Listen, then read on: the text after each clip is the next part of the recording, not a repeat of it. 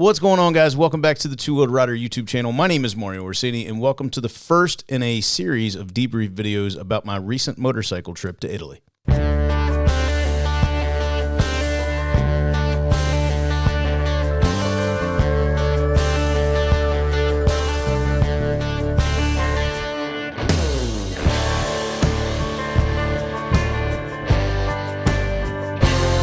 Okay, so I'm sure the video title has something to do about packing and general planning, and that's what I'm planning on going over in this video.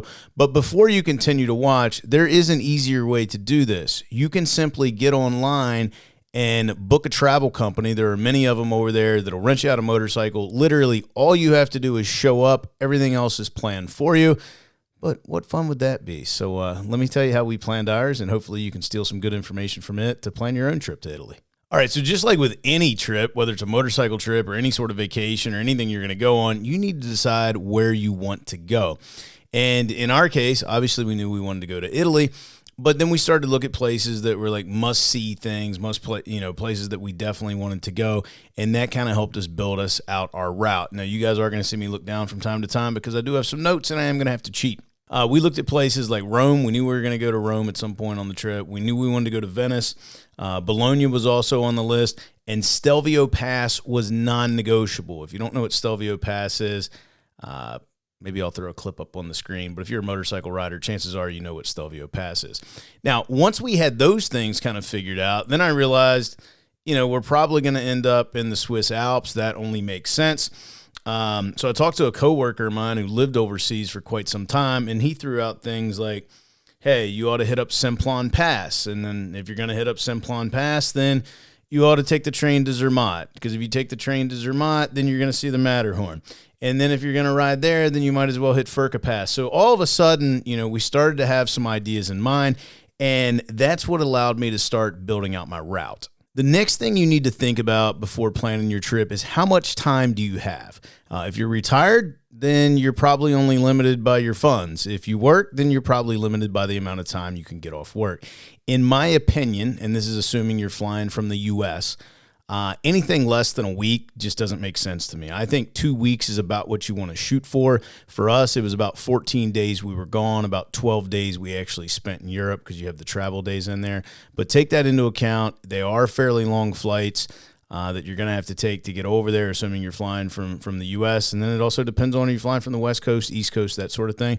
But I would say 10 days is the minimum I would recommend. Something else you're going to want to consider is the time of year. Now, since I'm going on a motorcycle trip, for me, winter is just out. In fact, a lot of places won't even rent motorcycles in the winter. They're closed to about the April time frame, so that kind of closes the window there.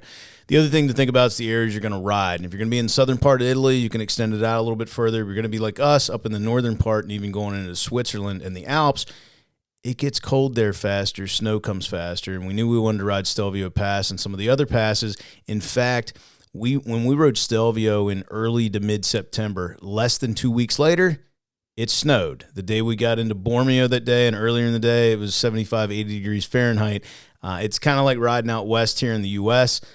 Temperatures and climates change quickly. Snow can come in at just about any point in time, so just something you want to consider.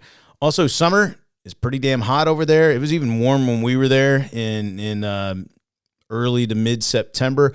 Honestly, I think spring and fall are probably your best bets, but again, it kind of depends on where do you want to ride and what do you want to do while you're there. Since I'm assuming most of you are not going to travel over on a slow boat, you're probably going to fly. If you're like me, you're going to end up playing around a lot with the flights, and there's a few reasons for that. Number one, the flight prices can fluctuate quite a bit depending on time of year, depending on the day of the week, depending on what time you want to fly out during that day. The other thing you need to take into account with your flights is it's a relatively long flight, so you need to look at your departure time versus your arrival time.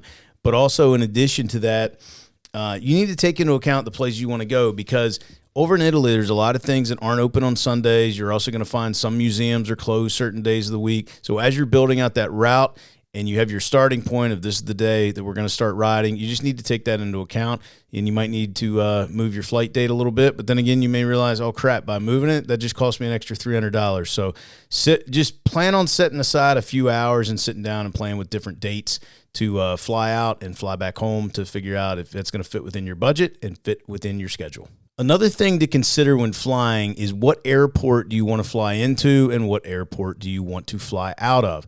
You don't have to fly in and out of the same one. We kind of went back and forth, and when you're renting bikes, which I'll touch on here in just a minute or so, you also need to consider what bike rentals are available in the city that you're flying into. Originally, we looked at flying into Milan and back out of Rome, but it didn't work out. One, the bikes weren't available in Milan, but two, even if they were, there was an additional charge to pick them up and drop them off in a different area. Plus, Milan was more expensive to fly into. Fortunately, there are a lot of international airports over in Italy, and depending on where you're flying out of in the U.S., there may or may not be direct flights to the one you want. There may or may not be direct flights to any airport. You might need to consider that in the layover and how much time it's going to take when you're figuring that out. Fortunately for us, our local airport is Dulles International Airport. We were able to get direct flights to and from Rome, so it worked out well for us. It's about a 8.5-hour flight there, a little over 9-hour flight back.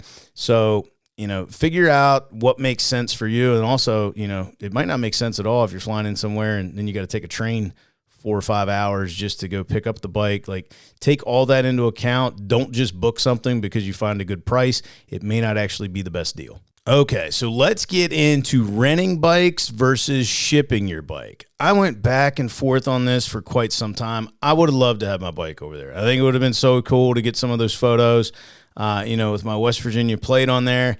Also, it's your bike. You're comfortable on it. You'd love to ride your own bike. That being said, logistically and mathematically, I just couldn't make it make sense. And it was just easier to rent bikes. Honestly, it ended up working out to be cheaper in this case too. So the math I did, and this could always change, but just rough estimate, rough rule of thumb, is if you're going to ride for over 2 weeks, it may make sense to ship your bike over. If you're going to ride for less than 2 weeks, it probably makes sense to rent a motorcycle. And when I was looking, there's obviously more than 2 companies over there, but for me, it really came down to Hertz, which is, a company you guys have heard of, and HP Motorrad. And we ended up going with HP Motorrad. It was basically like this big giant math problem I had to figure out. And it was weird because you couldn't really compare apples to apples. You could compare similar bikes to similar bikes. Like, they both rent out BMW GSs. They both rent out Multistrada V2s. But where it differs is you have the base price, and then with Hertz, you got 100 kilometers included each day. And then I think it was it depended on the bike, but it was roughly like 50 cents, half a euro, whatever, however you want to say it, for each additional kilometer you went over.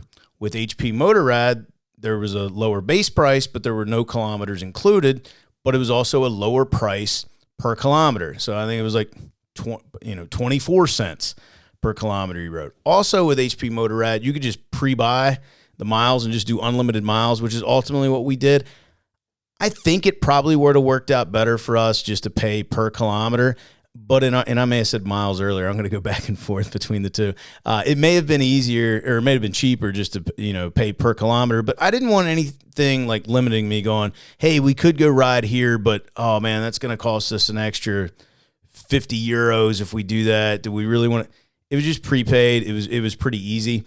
So that's what we ended up doing. And yeah, I'll go over the costs in an upcoming video, but just want to throw that out there. Rough estimate on there. More than 2 weeks, maybe ship your bike if you want to. Less than 2 weeks, probably better to rent.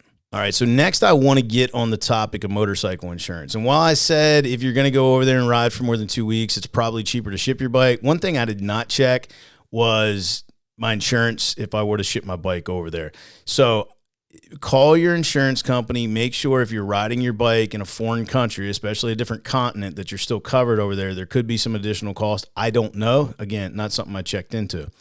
Also, when it comes to insurance, just like renting a car, they're going to offer you additional insurance, on the motorcycle. Unlike a car, where in most cases your credit card company will cover it, and if you don't have a credit card company that covers it, you'll have your regular insurance. I called my insurance company and said, hey, I'm renting a motorcycle over in Italy. Does my policy cover that? And they said no.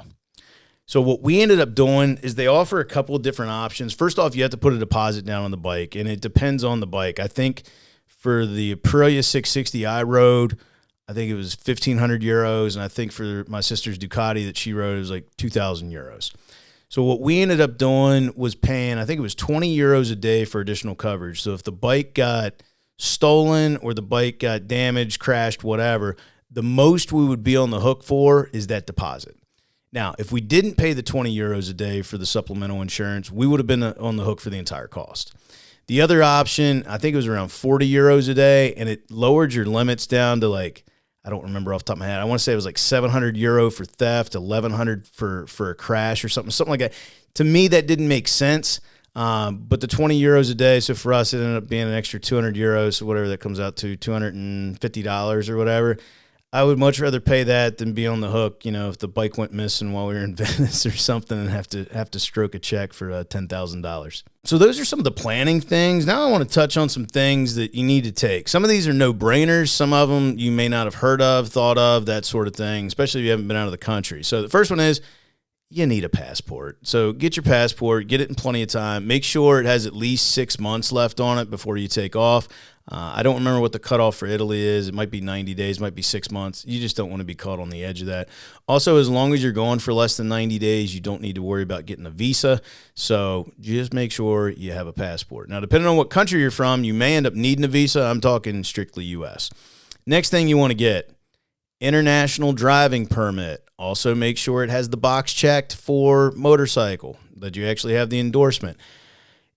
You look online, it goes back and forth. Do you really need one? Do you not need one? I'll tell you this, because we were renting motorcycles, they asked for it. And that's something I had to take photos of and send to them ahead of time. I don't know what that thing costs, $30, $40, something like that. It's good for a calendar year. Just pick one up. It's easy to go on a AAA and order one. They'll have it to you within a few days. Something else you need to take with you is a credit card, and I'm sure most of you carry a credit card to begin with, but something you want to check on your credit card is make sure it does not have international fees. None of mine do that I carry, but some lower tier credit cards may charge you international transaction fees. Those can add up quickly. So if you don't have one that doesn't charge you international fees, I would look into getting one of those before you leave the country. In addition to that, you're probably going to want to take your cell phone with you. And while, some of the bigger providers do provide some sort of international stuff. So like my T-Mobile, I can go to Mexico, Canada, calls, everything, text is included. If I go outside of, North America, then I get unlimited text and data, but my data is not quite as fast. And then there's a cost for calls. You can buy these 10-day plans, 30-day plans, whatever. They get you high-speed data and or unlimited calls. Check out with your provider. If they don't offer it, you can also get something that's called an eSIM card. I'm not going to get into all that, but just look up eSIM International. It's real quick that you can do. Again, there's going to be a cost for it, but it might make sense for you if you need to make phone calls back home while you're over there. Another thing you're going to need, and these are pretty cheap, and I went over them in a video I did recently. I'll link it up here if you haven't checked it out. It's a bunch of cool gift ideas for motorcycle riders, and that is a power outlet adapter. Believe it or not, over in Europe, they have different power outlets than we have here in the U.S. So check one of those out. You can get them for $20 or less, and they're pretty small, and obviously you're probably going to take stuff with you that's going to need charging, and if you don't have an adapter, it's going to make it tough because then you're going to have to buy new power blocks or chargers or whatever, and that can get pretty pricey versus just ordering one of these things off Amazon before you take off. Another thing you're going to want to consider is a GPS. Now, I will tell you this. All of the rental companies I looked at would provide you with a GPS for an additional cost. And honestly, I think the cost came out to be a wash versus what I did, but I'll tell you why I did what I did. So I took my own GPS with me. Now, if you have one like me, like a Garmin GPS here in North America, it comes preloaded with the North American maps. It does not have the European maps. You have to pay extra for that. Just like if I want to go to Australia, I have to pay extra for that. The European maps were about $100. I could have rented a GPS for like 10 euros a day, which roughly comes out to a little over $100. That's already on the bike, ready to go. But I didn't know exactly what GPS I was going to end up with. I didn't want to have to deal with landing, getting there to the bike, figuring out how to transfer the GPX files over. Is it an older one? Do you need to hard plug it in versus, Wi-Fi, Bluetooth? I just wanted to take my own. So again, that's something to consider. Also, you need to consider, how are you going to use your GPS? Most of them have a battery on them, and they'll last 6 to 8 hours, something like that, and that may be enough for you. Or you can do what I did. just look up where the, if it's a bike you're familiar with, you don't have to look this up. But, I'd never ridden an Aprilia Touareg before, so I found out where the battery was, and I went ahead and had wired leads on mine, and I just hardwired it right onto the bike. Had a ram mount, Tough Claw, mounted it right there on the handlebar, worked out great. And then I just kind of tucked the wiring in, kind of under the seat and the tank as best I could. I think I might have used zip tie or a piece of electrical tape to keep it out of the way. It worked great. I just felt better, knowing it was my GPS, knowing I had the files on it before I left, and, just one less thing to worry about. But again, they will rent you a GPS if you want to rent one. And then the last thing I'm going to go over in this video is how to get your gear over there. I made a mistake. I had made a video years ago, and I think it was 2019, when I went over to Europe the first time, and I used my OGO 9800 gear bag. Love that bag. It's been with me all over the country, in the trailer that I pull behind my truck, in my truck. It's flown with me to Costa Rica. It's flown with me to Vegas for the Vegas to Reno race. It's flown with me to Vegas a couple times, actually, for some riding out there. It's flown with me over to Europe. It's been all over the world. And what did I do? I went out and bought a Patagonia Black Hole 100-liter bag. And I'll tell you why. I had a good reason. I thought I was going to have to take that bag with me, over the next couple of weeks once I landed. And what's cool about that bag is it collapses down on itself. So it's like this big. It's like the size of a small pillow. And it holds 100 liters worth of stuff, which is huge. But it collapses down really small. And I thought I'll just strap it onto the back seat. What I didn't know is HP Motorrad, they have like a big storage room there. You can just leave your bag. So next time I go over to Italy, assuming I'm renting again, I'm going to take my OGO 9800 bag. But the point of this is, if you are going to rent a bike, chances are they're going to have a place for you to keep your stuff free of charge. It's not going to cost you anything. And just take the bag you want. If you want to take your hard suitcase, take your hard suitcase. We did carry our helmets because, again, I didn't have my OGO 9800 bag, and I didn't feel totally comfortable with having it in that Patagonia bag. But, yeah, next time, OGO. I am sponsored by them as a racer, though, not as a YouTuber. So anyway, listen, guys, I just wanted to share like some general information, because when you go out there on the internet, there's not a whole lot of like, what do I do? How do I rent a bike? How do I ship a bike? There's not a lot. So I just kind of wanted to walk you through what our process was. It takes some time. So don't plan a trip like 2 weeks from now and try to take off over there and try to pull this off. Unless, like I said, you're going through like some sort of touring company. Give it some time, give it some thought, and do some research. So anyway, I hope you guys enjoyed today's video. If you did, please give it a big thumbs up. If you're not a subscriber, considering that subscribe button, because if you like motorcycles, well, this is the place to be. If you have any questions about any of this stuff, just reach out to me. Write it down in the comment section below. I'll do my best to answer those. You can also shoot me an email. I'm pretty open about sharing information like this. I just I want to make it easy for folks. I've learned from my mistakes and share the advice and knowledge I have on stuff like this. And I hope you enjoy the rest of the debrief series coming up. We're going to have one coming out on a full cost breakdown, and I'm also going to go over the full route, just like I have in years past. I'm going to give you all the GPX files that I use. So you can, if you want to use them, great. I'm going to show you every hotel I stayed at, what I thought of that, what the pricing was, all that stuff, all coming up in the upcoming series. And then, the Italy series will actually drop sometime soon. So anyway, talk to you guys again soon.